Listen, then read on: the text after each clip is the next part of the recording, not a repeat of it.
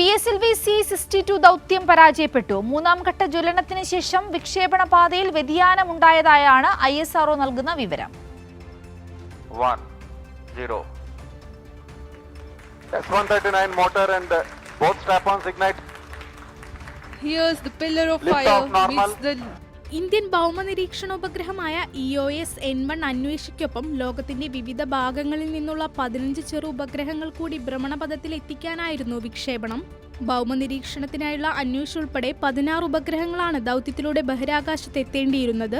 ശ്രീഹരിക്കോട്ടയിലെ Satheesh Dhawan space സെന്ററിലെ ഒന്നാം വിക്ഷേപണത്തറയിൽ നിന്ന് ഇന്ന് രാവിലെ 10:17 PSLV C-62 വിക്ഷേപിച്ചത്. 260 ടൺ ഭാരമുള്ള PSLV C-62 ആദ്യ 2 ഘട്ടങ്ങളിലെ വേർപിരിയലും നാമമാത്രമായ പ്രകടനം കാഴ്ചവെച്ചുവെങ്കിലും മൂന്നാം ദൗത്യം പരാജയപ്പെടുകയായിരുന്നു. റോക്കറ്റിന്റെ മൂന്നാം ഘട്ട ജ്വലനത്തിന് ശേഷം വിക്ഷേപണ പാതയിൽ വ്യതിയാനമുണ്ടായതായാണ് പരാജയ കാരണമായി ISRO നൽകുന്ന വിവരം. വിശദാംശങ്ങൾ പരിശോധിക്കുകയാണെന്നും ISRO chairman doctor V Narayanan പറഞ്ഞു. PSLV റോക്കറ്റിന്റെ മൂന്നാം ഘട്ടം തകരാറിലാകുന്നത് തുടർച്ചയായി 2ാം തവണയാണ്.